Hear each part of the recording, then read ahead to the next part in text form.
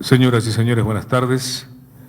El Centro Internacional de Estudios Superiores de Comunicación para América Latina, CIESPAL, en el marco del Seminario Permanente de Pensamiento Crítico Latinoamericano, Bolívar Echeverría, les doy la más cordial bienvenida al conversatorio Echeverría, lectura semiótica, valor de uso y producción, consumo de mercancías. Antes de iniciar este panel, compartimos con ustedes un breve video sobre Bolívar Echeverría. Era de los filósofos más importantes. Era un pensador crítico que amaba mucho la vida. Un filósofo ecuatoriano, es un filósofo ecuatoriano. El mayor pensador del Ecuador en el siglo XX. Un gran amigo, un tipo que tenía una capacidad de reírse impresionante. Una persona de un pensamiento muy amplio, muy universal. Era un hombre súper simple y súper humilde. Con una sensibilidad muy intensa para captar los detalles más insignificantes de la vida cotidiana de la gente.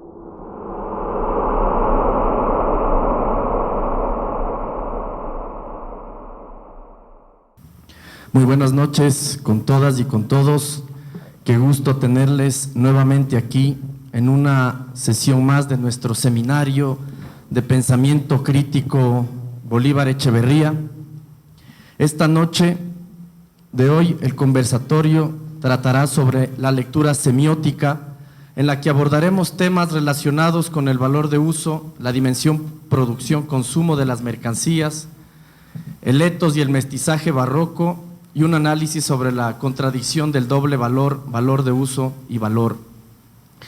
Pero hemos visto rápidamente en el video quién es Bolívar. Yo quisiera ahondar un poquito más, ya que este seminario lleva su nombre. ¿Quién es este pensador, filósofo ecuatoriano, latinoamericano, que ha dado el nombre a nuestro seminario? Bolívar Echeverría nació el 31 de enero de 1941 en Riobamba, Ecuador.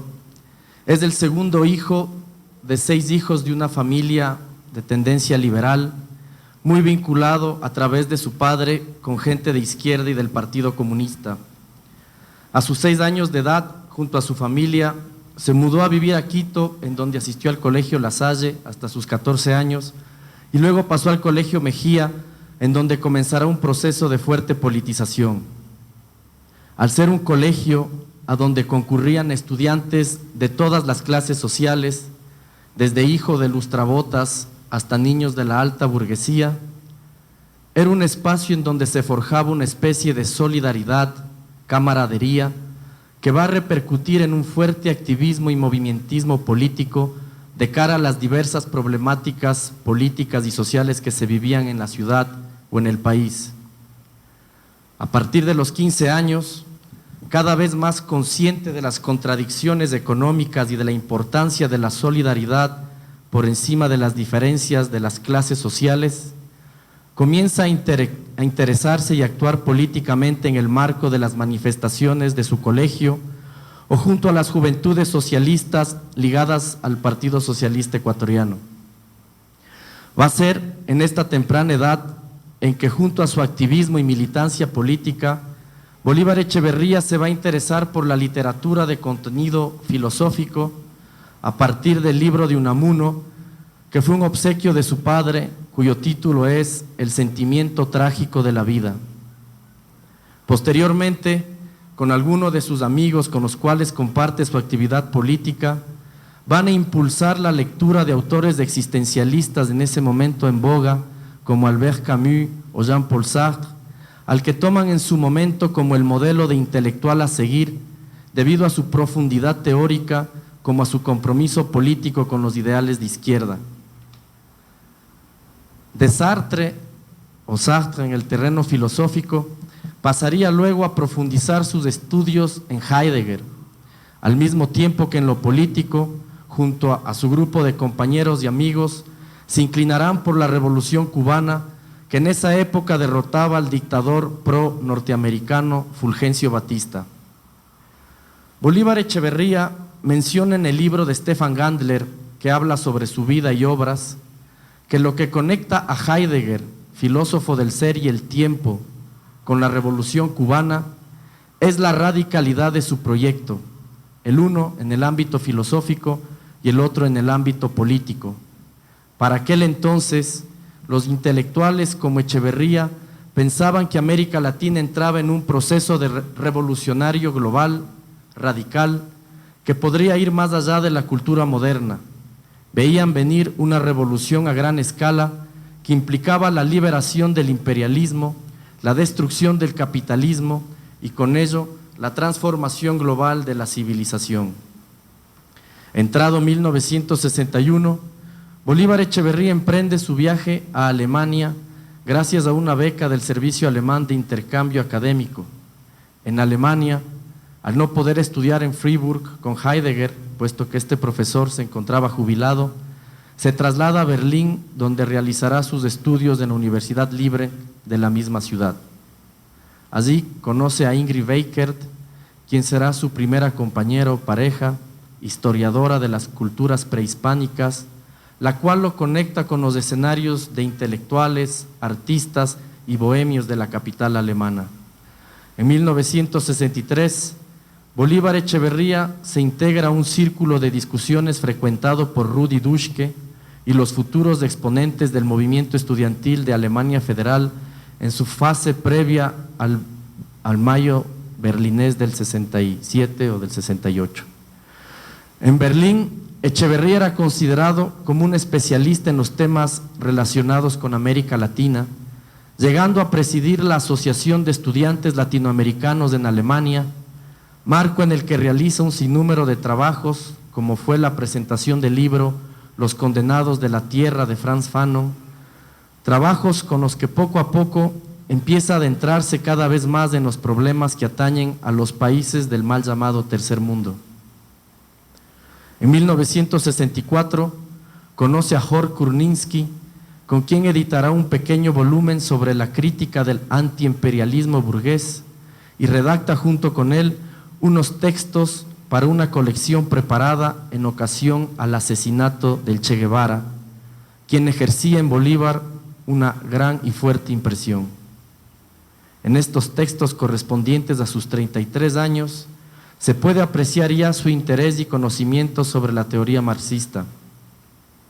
Desde su juventud, Echeverría mantuvo siempre distancia frente al marxismo ortodoxo, frente al marxismo de los manuales que provenían del bloque del Este o de la Unión Soviética, y compartió, junto con otros marxistas como los de la Escuela de Frankfurt o los latinoamericanos como Mariátegui, una posición heterodoxa y crítica frente a los partidos comunistas locales.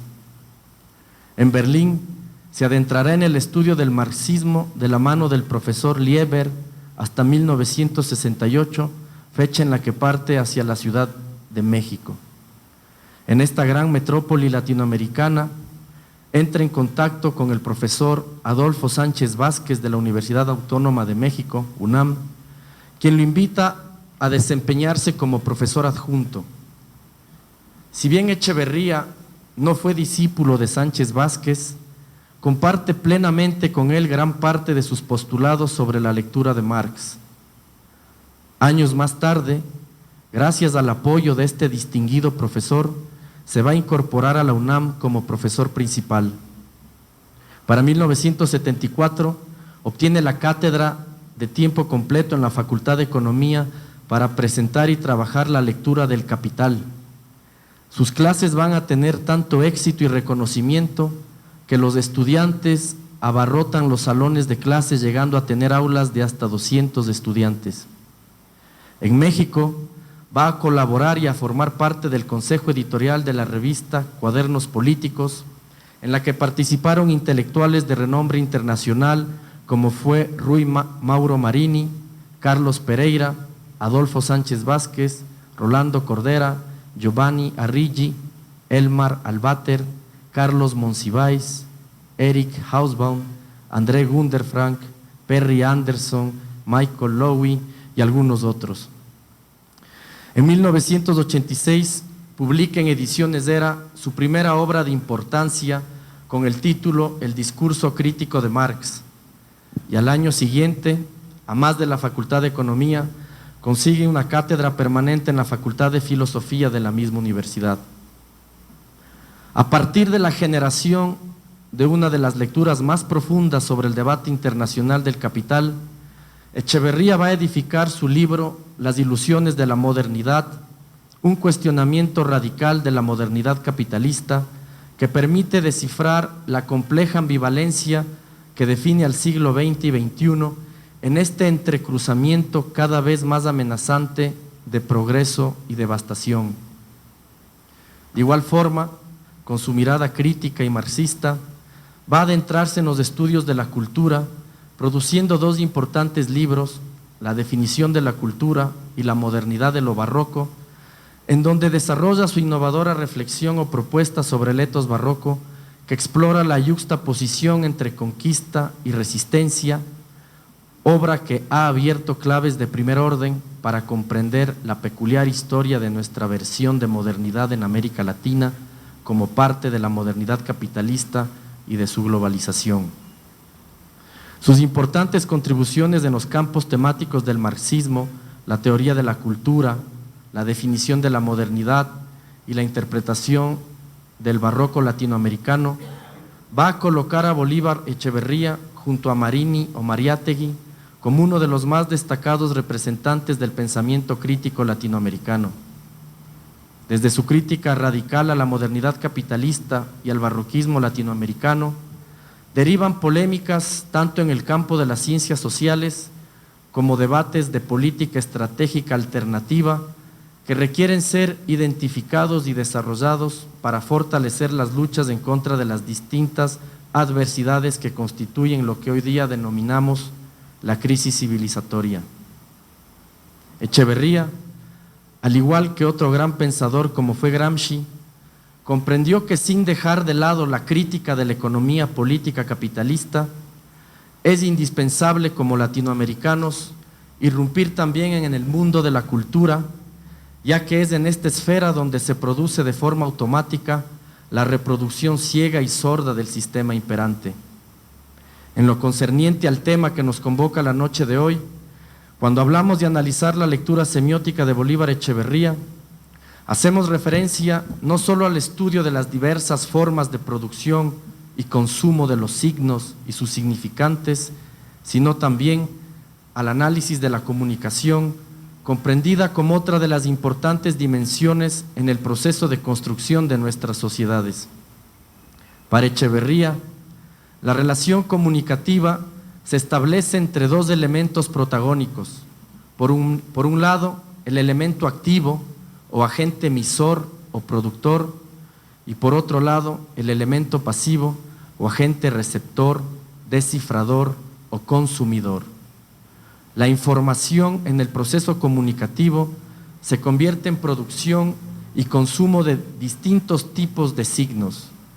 Para Echeverría, como nos recuerda Stefan Gandler, la producción y consumo de los diferentes valores de uso es en sí mismo un acto de comunicación, ya que, por ejemplo, al elaborar una comida y acto seguido comérsela, es al mismo tiempo elaborar un determinado signo e interpretarlo.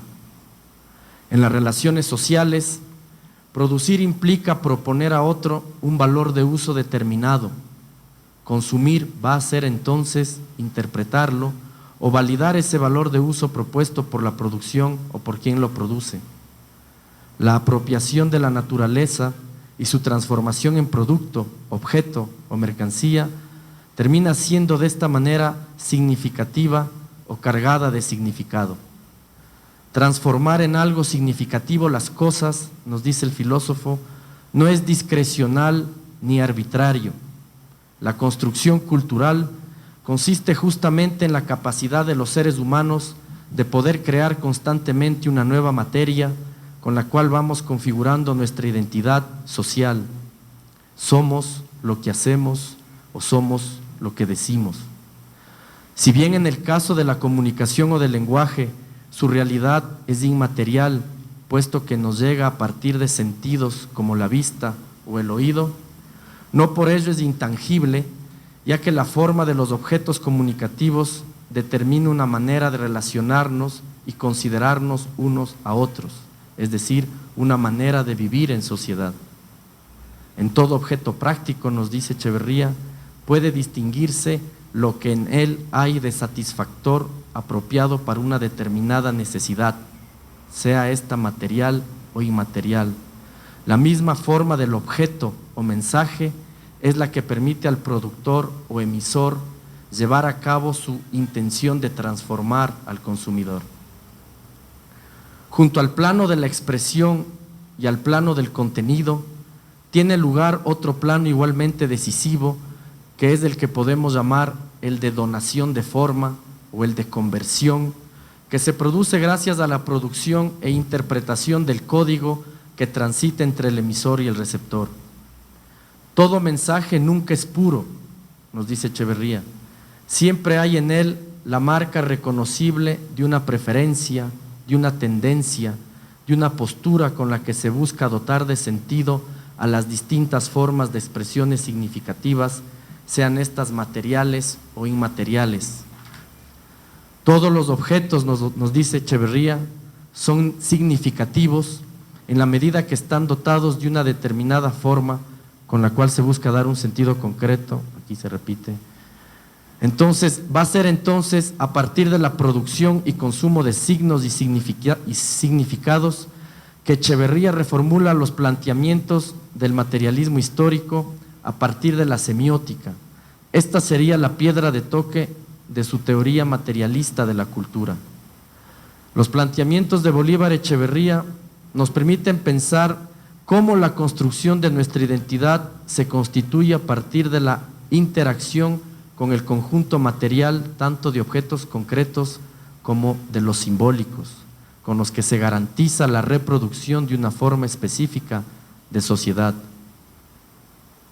Desde esta perspectiva, si alteramos la cultura, si la interpelamos o cuestionamos, podemos poner en peligro la forma en cómo se ha construido y establecido nuestra socialidad o manera de relacionarnos.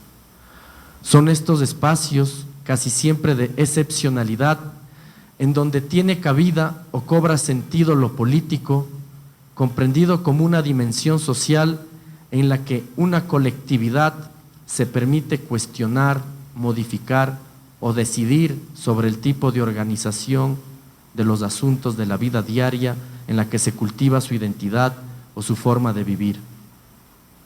Cuando hablamos de comunicación, hablamos también de un conjunto articulado de bienes y significaciones en donde se expresa de manera concreta los valores de uso, los cuales son el resultado de diferentes relaciones sociales que constituyen nuestra organización como comunidad.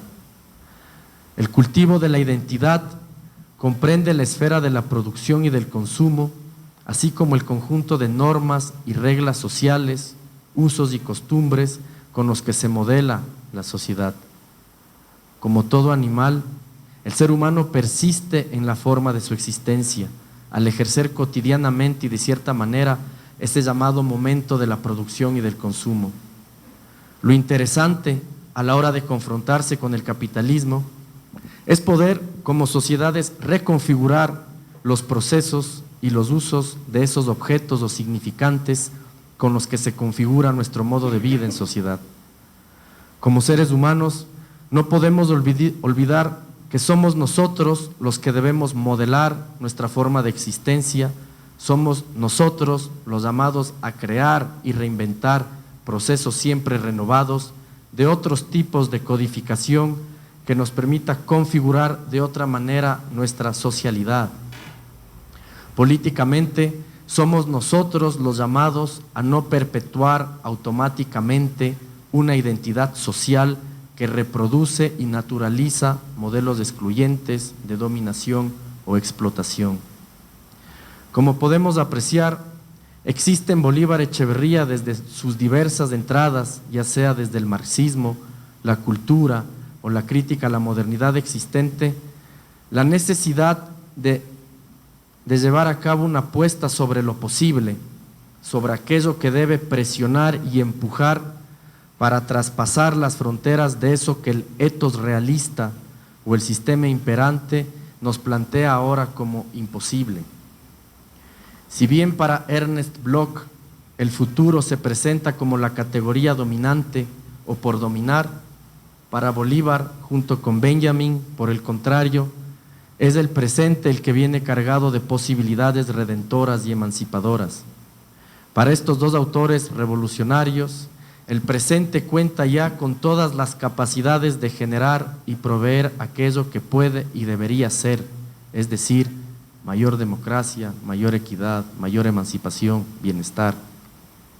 Bolívar Echeverría, a través de Marx y la Escuela de Frankfurt, comprendió que el capitalismo en tanto que sistema social y proyecto civilizatorio es una propuesta autodestructiva, negadora de la vida humana, puesto que pone en el centro de la reproducción de la vida al dinero y no al ser humano. Las sociedades de esta forma se yerguen principalmente para construir y multiplicar el capital y no para construir el bienestar o beneficio de todos los seres humanos. Pese a su infatigable lucha con una enfermedad que lo acompañó prácticamente gran parte de su vida, Bolívar Echeverría insistió siempre en la necesidad de seguir trabajando, investigando, descifrando y militando por una política renovada y emancipadora. El conjunto de su obra, a la que les invitamos hoy a revisar, a adentrarse, es en sí mismo todo un elogio a la resistencia y una contraposición al espíritu que gobierna nuestro tiempo. Por todo eso, no es casual que en nuestros días su obra esté convocando cada vez más la atención de debates internacionales en el campo de las ciencias sociales.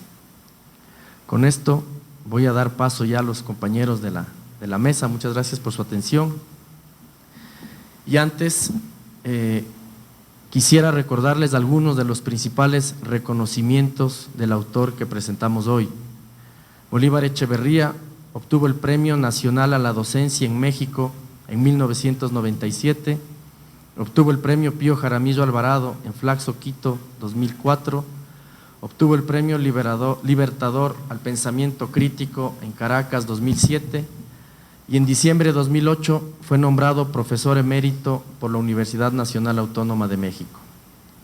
Sin más por el momento, voy a dar la palabra al profesor Raúl Moncada, quien es doctor, PhD en Ciencias Sociales, especialización en Estudios Andinos, máster en Investigación y Docencia de la Comunicación, y actualmente es profesor titular de la Facultad de Comunicación Social de la Universidad Central del Ecuador y miembro de la Red Interuniversitaria Euroamericana de Investigación sobre Competencias Mediáticas para la Ciudadanía. Buenas noches, Raúl.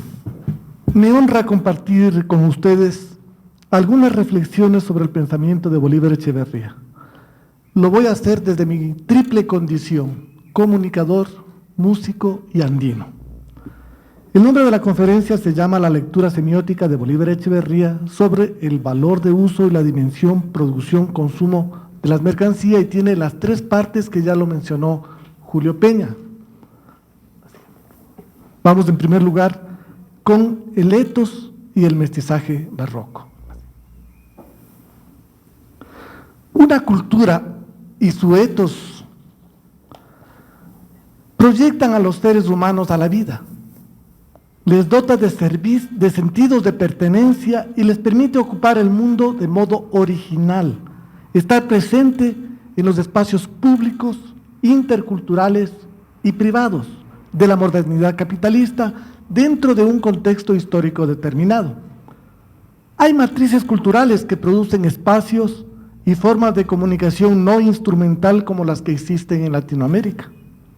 En esta región, las dinámicas culturales, el mundo de referencia, sus códigos de comunicación e interpretación se sintetizan en un etos barroco que para Bolívar Echeverría tiene doble sentido.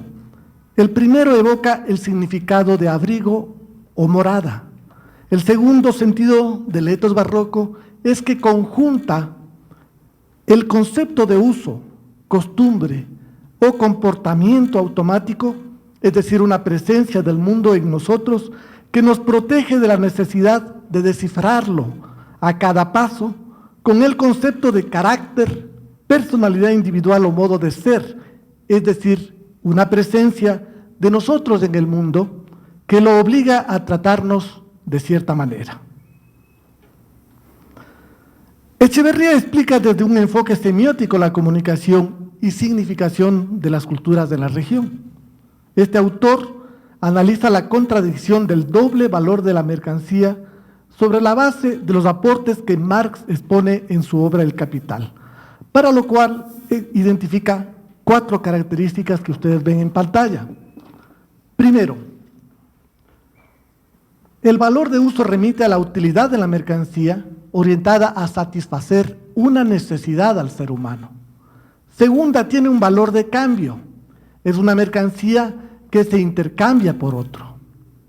Tercera, la mercancía tiene valor, que para Echeverría define como pura cristalización del tiempo de trabajo socialmente necesario para la producción mercantil. Y cuarta, la mercancía es un producto concreto del trabajo humano. Echeverría, además, y esto es también original en él, clasifica 4 posibilidades de vivir dentro de la modernidad capitalista, que lo relacionaremos ahora con las mercancías. A estas 4 posibilidades de Echeverría las llama etos. 1, el etos realista; 2, el etos romántico; 3, el etos clásico; y 4, el etos barroco. Cada eto nace, de acuerdo con Bolívar Echeverría, en distintas épocas de la modernidad capitalista. El etos barroco aparece en el Mediterráneo europeo. El etos romántico es centroeuropeo. El etos clásico es nórdico y el etos realista es occidental. De acuerdo con Gandler, que sintetiza, que estudia el pensamiento de Bolívar Echeverría, a escala mundial el etos realista es predominante. Echeverría además caracteriza estos 4 etos en relación con el doble valor de la mercancía. El etos realista, el etos realista niega la contradicción del valor y el valor de uso, pero se inclina por el valor. El etos romántico niega también esta contradicción, pero se inclina más por el valor de uso. El etos clásico, por su parte, acepta que hay una contradicción de la mercancía, pero se inclina por el valor. Mientras que el etos barroco, el nuestro, acepta también dicha contradicción, pero finalmente rescata el valor de uso. El etos realista es predominante en los países del centro, norte de Europa y de Estados Unidos, mientras que el etos barroco es o tiene su lugar en América Latina. Sobre todo, decía Bolívar Echeverría, en México. Otro rasgo significativo es que el etos barroco es más próximo al catolicismo, mientras que el etos realista se acerca más al protestantismo europeo. El mestizaje barroco es un proceso histórico que se gestó durante los siglos XVII y XVIII de la colonia. La Contrarreforma, aprobada por el Vaticano Concilio de Trento de 1545, produjo las condiciones históricas y culturales para el inicio y posterior desarrollo del mestizaje y del etos barroco. El mestizaje barroco que se produjo en América Latina consiste en inventarse una vida dentro de la muerte, dice Bolívar Echeverría, y ya lo mencionó también Julio. Porque los indígenas tuvieron que sobrevivir sobre la base de incorporar su código al código cristiano del conquistador y posteriormente enfrentar la modernidad capitalista. Pero no se trató de un solo mestizaje lo que se produjo en América Latina. Hay distintos procesos de sincretismo, que es lo que tenemos una rica diversidad cultural. Echeverría asegura que el mestizaje de las formas culturales apareció en la América del siglo XVII como una estrategia de supervivencia, de vida después de la muerte, en el comportamiento de los naturales sometidos, es decir, de los indígenas y los africanos, integrados a la existencia citadina, que desde el principio fue el modo de existencia predominante. El etos barroco se consolidó con lo comunitario, por lo que difiere del propósito fundamental de la Reforma protestante de exaltar al individualismo. Por eso, el etos barroco concibe la vida con otra sensibilidad diferente de Occidente. La Iglesia Católica de la Contrarreforma durante el siglo XVII, dice Bolívar Echeverría, intentó construir un primer momento de modernidad no capitalista, original, religiosa, sustentada en la fe y en la consolidación de valores familiares y comunitarias, aunque muy estratificada. Para Echeverría, el etos barroco fue planteado como alternativa a la modernidad individualista abstracta que giraba en torno a la vitalidad del capital. La interculturalidad mestiza de la Contrarreforma o el mestizaje barroco comenzó a afectarse con la expulsión de los jesuitas de América a fines del siglo XVIII, 1767. Y el mestizaje barroco tuvo que replegarse a los mundos privados, familiares, interculturales y comunitarios desde donde ha perdurado en Latinoamérica. Permítame hacer una reflexión de las premisas de Bolívar Echeverría para el mundo andino. El barroco andino es un sincretismo que se produjo gracias a los antecedentes, tanto festivos de los incas, que tenían prácticas similares de procesiones parecidas a las entradas actuales de Bolivia. Si no conocen quiénes son las entradas son desfiles religiosos de danzantes y músicos en calles de ciudades como La Paz, Oruro o El Alto. Y sus integrantes se organizan en fraternidades. El barroco también se expresa en las representaciones de imágenes en esculturas, un barroco que vincula lo terrenal, lo material y espiritual. Un investigador italiano que vivió mucho tiempo en Bolivia, Nico Tassi, asegura que el ejemplo emblemático es de esta síntesis católica con las cosmovisiones de los pueblos originarios, que se expresa en el barroco andino era la Virgen como Pachamama. En la foto, una obra anónima que ahora se conserva en la Casa de la Moneda de Potosí. El lienzo muestra a la Virgen sobrepuesta sobre el Cerro Rico de Potosí y sugiere la interpenetración, la interacción y coexistencia entre los símbolos e instituciones católicos y andinos. En la parte superior del cuadro está la Santísima Trinidad, que se eleva sobre los símbolos de los pueblos andinos, la luna y el sol. En la parte inferior derecha, el Papa flanqueado por un obispo. En la izquierda, Carlos V flanqueado por un cacique. Y a los pies de la Virgen Cerro, podemos decirlo así, está como una figura más pequeña el Inca. Lo barroco expresa escenificación del mundo real o teatralización. Las comunidades andinas todavía interpretan sus músicas en relación con la Pachamama, Madre Tierra en quichua.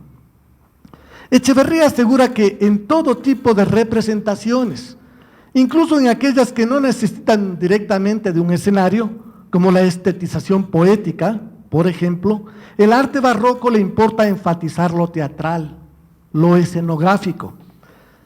Y ello porque la escenificación absoluta que pretende alcanzar parte del presupuesto de que todo artista tiene de por sí la función de un hombre de teatro, de un actor.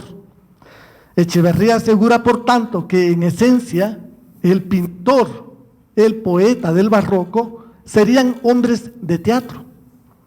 Solo que su obra, el resultado de su acto de representación, se habría separado espacial y temporalmente de la realización del mismo y lo habría sobrevivido.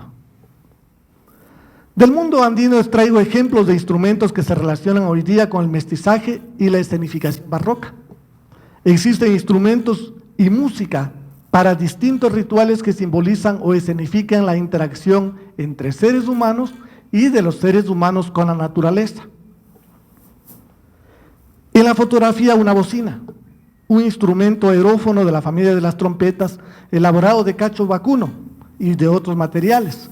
Es un instrumento de convocatoria a fiestas, reuniones o acontecimientos sociales. Así la apaya que se ejecuta en la fiesta del Coraza.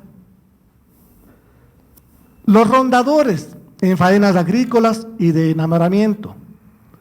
O el uso del instrumento como el pingullo para determinadas fiestas.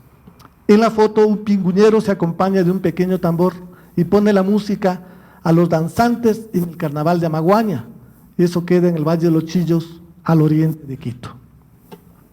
Desde la perspectiva cultural, también el barroco se define Bolívar Echeverría por el amontonamiento exagerado de decoración. Vuelvo nuevamente con ejemplos de instrumentos que interpretan las comunidades andinas indígenas, mestizas y afrodescendientes. Son característicos los adornos que interpretan instrumentos de cuerda mestizos creados a partir de las bandurrias o vihuelas y la guitarra, como el charango en la foto, que en Bolivia hay 30 tipos que se interpretan en el campo y en las ciudades. El cuatro venezolano, o la sonoridad melódica del tiple colombiano, del bandolín ecuatoriano, o de los adornos de la percusión de bombos y tambores, o los bongos, tumbas y timbales que aportan a las melodías latinoamericanas y dan cuenta de esta decoración absoluta en su espectro sonoro de una diversidad de ritmos musicales. La música de quichuas y aymaras es uno de los ámbitos en el que se puede observar la influencia del etos barroco como referencia cultural de las comunidades indígenas, de saberes, sentidos semiótico-culturales, fantasía y goce estético, que se concentra en el valor de uso de las mercancías, tal como lo decía Echeverría, por su originalidad cultural. Pero no solo en la música se encuentra el barroco. Se mantiene hasta hoy la manera barroca de adornar los vestidos de las imágenes de las vírgenes en Perú, Ecuador, Bolivia, con abundantes ornamentos que representan la naturaleza. Estas formas se extienden a mujeres quichuas, como en la foto, o aymaras, que portan similar y abundante decoración en sus blusas, chales, polleras, faldas. Análoga exposición de abundancia decorativa se muestra en vestidos, disfraces, escenografías, en varios rituales mestizos, indígenas y afrodescendientes que se celebran durante el solsticio y equinoccios, durante solsticios y equinoccios.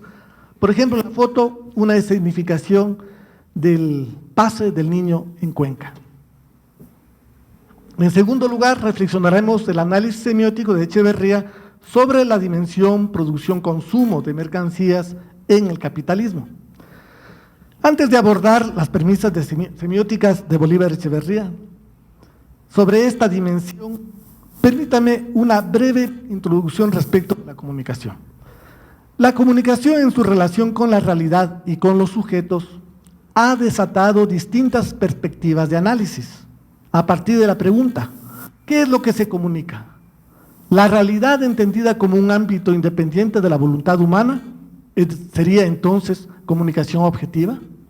¿O todo lo que se diga acerca de esta realidad pertenece a determinados actores, al sujeto social, al pensamiento humano, y por lo tanto sería una comunicación del sujeto, una comunicación subjetiva?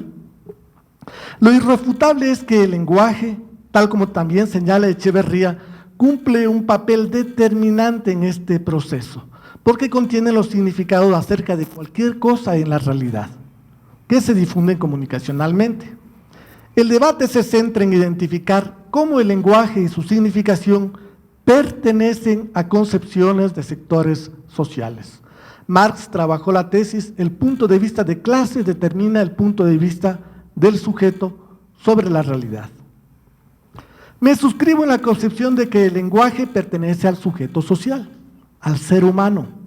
Lo que distrae de esta afirmación son los hechos y procesos culturales de la modernidad capitalista, que presentan al léxico, a los signos, a sus sentidos con referencia en sí mismos, desprovistos de la acción humana, en procesos comunicacionales instrumentalizados, cosificados u objetivados, como la información, la publicidad y la cultura de masas que aparecen sin referencia cultural de los seres humanos que emiten.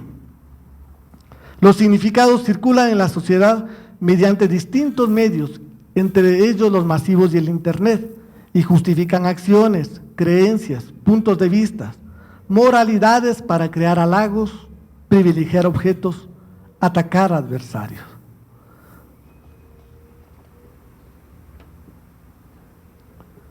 En relación con la modernidad, Echeverría explica que sus propósitos iniciales fueron, primero, la secularización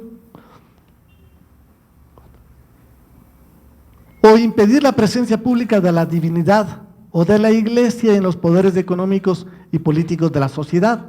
Y segundo, alcanzar la abundancia con el capitalismo. Pero ninguna de las dos cosas se ha cumplido, dice Echeverría, porque la modernidad, motivada por una lenta pero radical transformación revolucionaria de las fuerzas productivas, es una promesa de abundancia y emancipación, una promesa que llega a desdecirse en medio camino, porque el medio que debió elegir para cumplirse, el capitalismo, la desvirtúa sistemáticamente. Solo así es que la muerte de Dios llega a convertirse en una deificación del hombre, que la apertura del mundo de la vida termina por llevar una clausura futurista del tiempo y a un estrechamiento urbanicista del espacio, que la liberación del individuo, dice Echeverría, desemboca en una pérdida de su capacidad de convivir en reciprocidad con los otros seres humanos.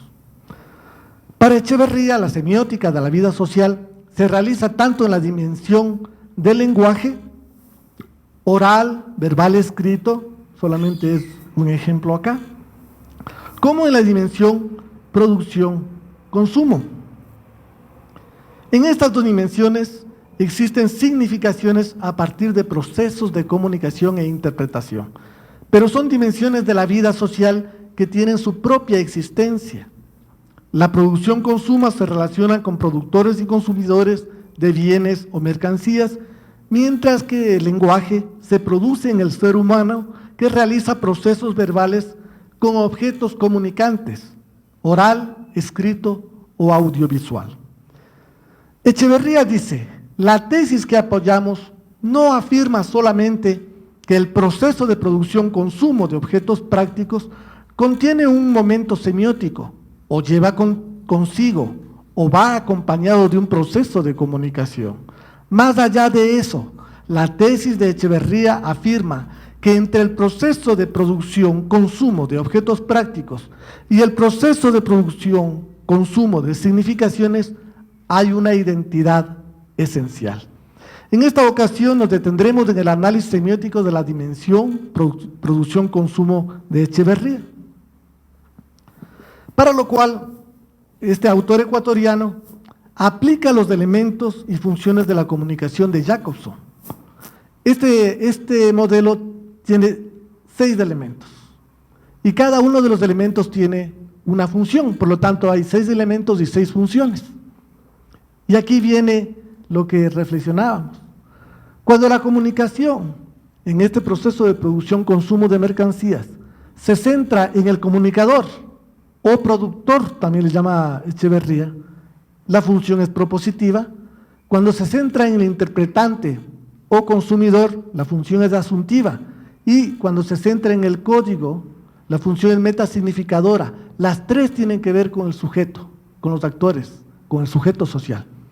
En cambio, cuando la comunicación se centra o es preeminente en las otras 3, en el contacto, función fática, en el mensaje, función estética, y en el referente o contexto, función referencial o significadora, la tendencia comunicacional es objetivante. Se expone a continuación, a manera de ejemplo, la perspectiva semiótica de Echeverría aplicado al análisis de los elementos de comunicación de 3 situaciones culturales, brevemente, relacionadas con la dimensión producción-consumo de las culturas andinas quichua en Otavalo y cholo mestiza en el Alto. En estas situaciones se encontraron 4 de las 6 funciones de comunicación, como veremos. El primer ritual de análisis es la exhibición de mercancías en los mercados andinos. En la plaza de ponchos de Otavalo, creo que la mayoría lo conoce, se asientan vendedores en kioscos ubicados en secuencias o hileras paralelas que forman pequeñas calles que zigzaguean al interior de la plaza en distintas direcciones por donde transitan los turistas y clientes. Es una estrategia de comunicación de abundancia. En un kiosco de la plaza de ponchos de Otavalo, por ejemplo, se encuentran 10 palos de lluvia, 15 quenas, 8 pingullos, 21 pares de zampoña, 18 flautas de pan, 30 figuras de cerámica, 15 pulseras, 20 esferográficos de madera, y colgados en el techo se exhiben 3 bombos, 3 guitarras y 15 bolsos típicos con estampados otavaleños como en la foto. Son negocios que muestran las mercancías en similar disposición que los puestos de venta de cholo mestizos en el Alto. Dicho sea de paso, cholo mestizo es un término que designa a los aymaras, especialmente comerciantes, que adoptaron estilos de vida urbanos. Para Nico Tassi existe una rebuscada estética de sobreabundancia en el despliegue de bienes almacenados en los comercios que incentivan la proximidad de los vendedores que comercializan los mismos productos.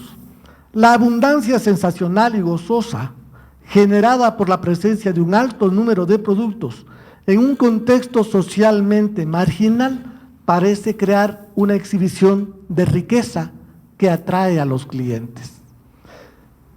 Esa estrategia de abundancia y amontonamiento tiene como funciones fundamentales 2 que tienen que ver con el sujeto: la asuntiva, centrada en el interpretante o consumidor, y la metasignificadora, centrado en el código por cifrar y descifrar, las 2 del sujeto. Solo hay una estrategia objetiva que sería la estética centrada en el mensaje, pero de menor importancia. El segundo ritual es el del regateo en el contexto andino. Expone la relación comercial y de significación entre vendedores y consumidores en mercados andinos a la hora de vender en Otavalo y en el Alto. Es una relación comunicacional basada en principios andinos de relaciones humanas. Es otro ejemplo de la similitud cultural entre quichuas y aymaras. En este ritual se potencia una relación cultural comunicativa en la puja del precio de un producto.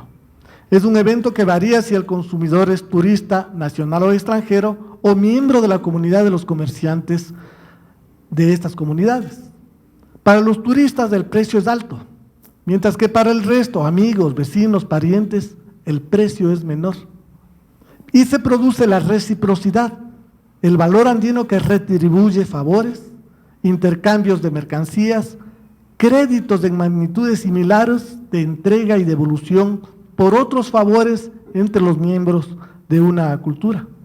En la Plaza de Ponchos de Otavalo, por ejemplo, me acerqué a una comerciante que terminaba recién a las 8:30 de poner su mercancía a punto y quería un sombrero, y la comerciante me dijo cuánto ofrece. Así comenzó el ritual y la puja hasta llegar a un acuerdo entre el precio y el producto.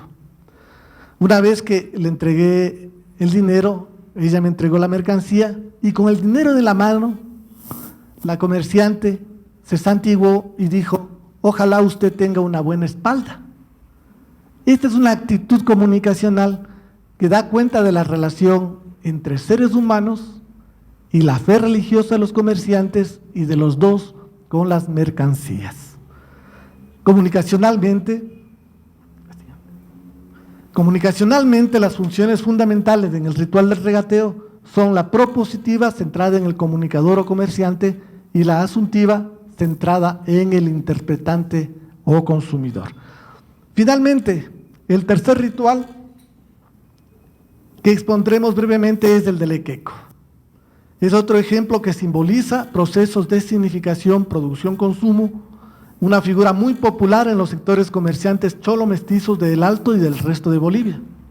Nico Tassi hace la siguiente descripción de este muñeco. Los rasgos físicos de la imagen del equeco son especialmente interesantes, ya que encarnan las características ambiguas del cholo urbano. En realidad, el equeco es visiblemente gordo. Su cuerpo es amplificado por los productos que carga y alegremente muestra sus dientes de oro. Los dos, la gordura y los dientes de oro, son signos de estatus entre los habitantes urbanos cholo mestizos. Por un lado usa chulio, es esa gorra tradicional boliviana que en este caso está debajo de un sombrero, y sandalias de goma. No creo que le vean a las sandalias, está más abajo. y además un saco andino para cargar los productos. Por el otro, y estos tres, las sandalias, el chullo, el sombrero y los sacos andinos, son típicos símbolos de los indígenas en Bolivia, en Ecuador, en Perú. Y por otro, usa un saco y lleva productos en miniatura, objetos como casas, televisores y billetes, que claramente se refiere al contexto socioeconómico urbano. En la foto es un equeco bastante especial porque lo único que carga son instrumentos en miniatura. Claro, estos instrumentos, este equeco se expone en el Museo de Instrumentos Musicales de Bolivia. Pero fíjense ustedes, para que el equeco funcione, para que se realicen los deseos de abundancia, debe ser el regalo de alguien, o sea, una pareja, un familiar, un amigo o amiga. Nunca alguien puede comprarse el equeco, me decían informantes en Bolivia, porque no se realizaría para sí, nunca se realizaría el deseo de la abundancia. Lo que sí, cuando se compra el equeco, la persona puede comprar después los objetos de miniatura, casi siempre en una feria llamada de las Alacitas, que se produce en enero de cada año en todas las ciudades de Bolivia. Comunicacionalmente, en este caso también, las funciones más importantes son la asuntiva, centrada en el interpretante o consumidor, y la metasignificadora, centrada en el código.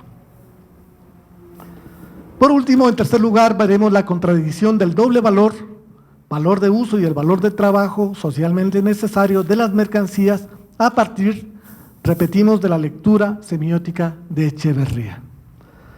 Para entender el valor de uso, dice Echeverría, propone un análisis semiótico.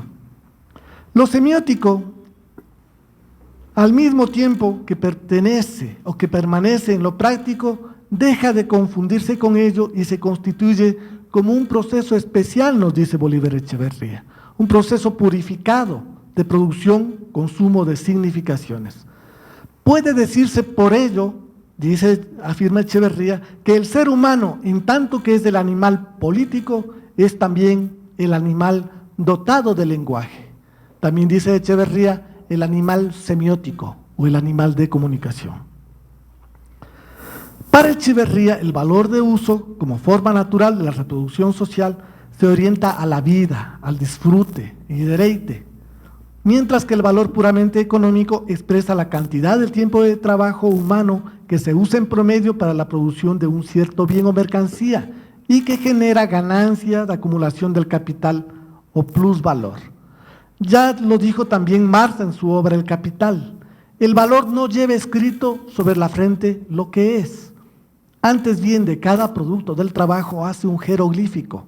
Solo con el tiempo trata el hombre de descifrar el sentido de éste, de penetrar en los secretos de la obra social a la cual contribuye. Y la transformación de los objetos útiles en valores es un producto de la sociedad, de igual manera que el lenguaje. Ante la pregunta que se hace Echeverría, ¿cómo es posible que esta contradicción no sea perceptible? Que las cosas mercantiles no estallen en nuestras manos. Y este autor responde, el valor y el valor de uso de una mercancía nunca llegan a encontrarse y por lo tanto nunca entran efectivamente en conflicto. La sociedad mercantil neutraliza la contradicción entre el valor de uso y valor. La unidad mercancía, dice Echeverría, de la riqueza objetiva siempre se encuentra desdoblada. Existe ya sea en su forma natural, valor de uso, ya sea en su forma de valor. Nunca coinciden en la misma cosa los dos polos de la contradicción. Voy a dar dos ejemplos rapiditos porque creo que se agota el tiempo de esto. Uno con la información y solamente algunos ejemplos poquitos de lo que significa en el mundo andino. La información de los medios masivos privados es una mercancía que tiene un valor de uso, implica la satisfacción de una necesidad para los seres humanos, como forma natural de reproducción social, orientado a la vida y al goce. La información es una necesidad simbólica que se alcanza con el uso que hace un consumidor al leer un periódico, mirar la televisión o escuchar la radio. Es una necesidad inmaterial o intangible para lectores, televidentes u oyentes. De hecho, puede haber múltiples usos para un mismo bien. Para Carlos Marx, el descubrimiento de los múltiples modos de usar las cosas constituye un acto histórico. Un periódico es útil para informarse, como para satisfacer la necesidad de entretenimiento, así como para madurar aguacates, limpiar ventanas y pisos, como matamoscas, etc. En cambio, el valor, por otro lado, expresa la cantidad del tiempo de trabajo humano que se usa en promedio para la producción de un cierto bien o mercancía. Para el caso del ejemplo que abordamos, se trata de la cantidad de trabajo que el conjunto de profesionales y trabajadores cristalizan en los medios privados para producir la información y que representan ganancia para quienes controlan la totalidad de estos procesos mediáticos. Es decir, para los capitalistas dueños o propietarios privados de estos medios de comunicación. Nadie sabe para quién trabaja. Bueno, pero es distinto en cambio con el valor de uso, digamos nomás, de los instrumentos musicales. Solamente para terminar, en el caso de los instrumentos musicales, las fiestas, los rituales, etcétera, de quichuas y de aymaras, en cambio el valor de uso está muy conectado con sus lazos sociales, con sus fiestas. Son comunitarias, y cuando es comunitario, dice Bolívar Echeverría, el valor de uso tiene una preferencia comunicacional. Es decir, como ya lo dijo, parafraseando el ejemplo que ya lo dijo Julio Peña, a partir de Gandler, si alguien elabora una comida, produce un signo, y al comérsela está interpretando el signo. Acá en el caso del mundo andino, cuando se producen instrumentos, produce un signo, y cuando se los interpreta, se los usa en los rituales, en las fiestas, etcétera, se los interpreta, se los vuelve comunicación. Solo para terminar, en conclusión, mientras que en el ejemplo de la información las mercancías están desvinculados del trabajo y acción humano, para las comunidades indígenas quichuas y aymaras, el dinero y las mercancías musicales se vinculan con la reproducción de sus interacciones culturales y prácticas espirituales, para las que estas comunidades se preparan todo el año. Parafraseando una premisa de Echeverría, con esto los quichuas y aymaras soportan lo insoportable, sobreviven lo invivible de la modernidad capitalista. Muchísimas gracias.